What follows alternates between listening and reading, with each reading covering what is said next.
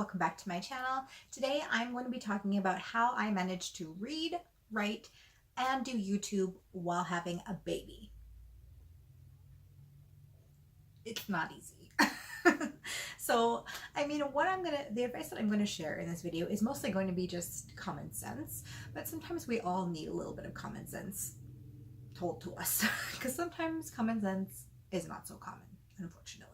So really the best suggestion that I can make to you is to use your time wisely. So my son naps once a day, and I get a lot of stuff done during his naps. He is napping right now and I'm filming right now. That's really the only time that I can film. I don't use artificial lighting.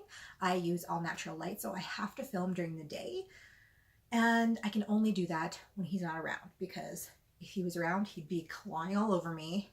And also, I don't want him on YouTube, so I don't want him to be accidentally in the shot, that sort of thing.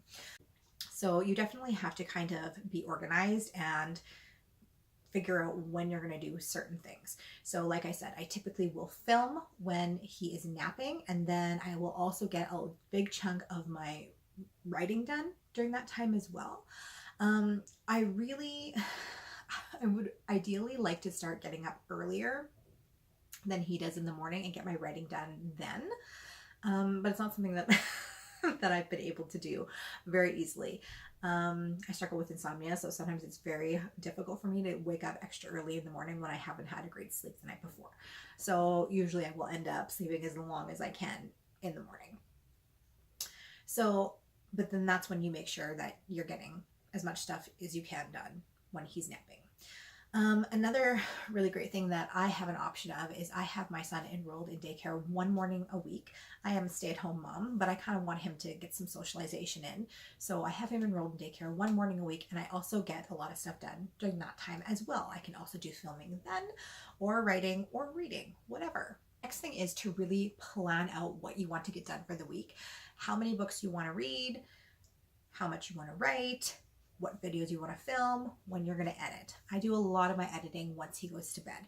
So really, you have to do a lot of these things when your kids are sleeping. And it's kind of a crapshoot, because sometimes your kid doesn't nap, and then you get all dressed up and you end up not even filming because they refuse to nap that day. But it's kind of the chance you take, and that's when you really are going to get your most productivity out of yourself, is when they're sleeping. So that also kind of leads into the next thing, is that if you want to do this, if you want to start a YouTube channel or start a booktube channel, or be an entrepreneur, start your own business, be a writer, read a lot, it will cut into other things. So you're not going to be able to watch as much Netflix as you might like. You might be into a certain series and you're not going to be able to watch it because you have to use this time when your kid's not awake to do other things. So you kind of have to decide what's more important to you and go with that.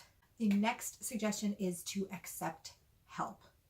So sometimes my partner will take our son over to his parents' place so I can kind of have an afternoon to myself, or sometimes his parents will offer to come and take our son and, let him go with grandma and grandpa. Let your kid go and do that stuff so that you can get some more time to yourself, so you can get some more stuff done. You really have to set your goals. Like, it is just so important that you have to really know what you want, why you're going after these things, and if you really, really want to do it, you'll do it. That's the long and short of it, is that if you really want something, you'll make it happen. But it can't be at a cost to being a great mom to your kid, and it can't be at a cost to your family. So, you kind of have to really juggle your time. And that's what I do. I get a lot of stuff done while my kid's sleeping, and sometimes I just want to sit here and do nothing, and I want to just drink my coffee and watch TV, and that's okay. And I do that sometimes, but more often than not lately, I have been trying to just get myself out of that and say, no, you have to get this, and this done. So, if you get all this stuff done, then at the end of the night after you put him to bed, then you can do that, so you kind of have to set your goals in the morning and really just kind of knock off, maybe set a list, write down a list of what you want to get done in the morning, and then knock that off during the day, so that in the evening you can have some me time.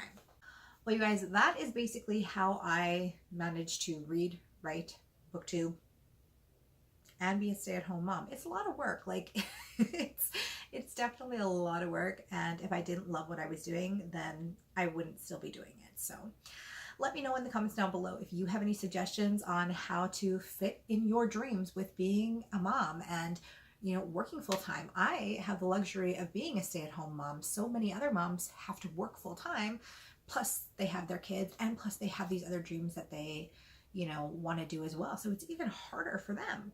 So let me know in the comments down below how you do it, how you do it all.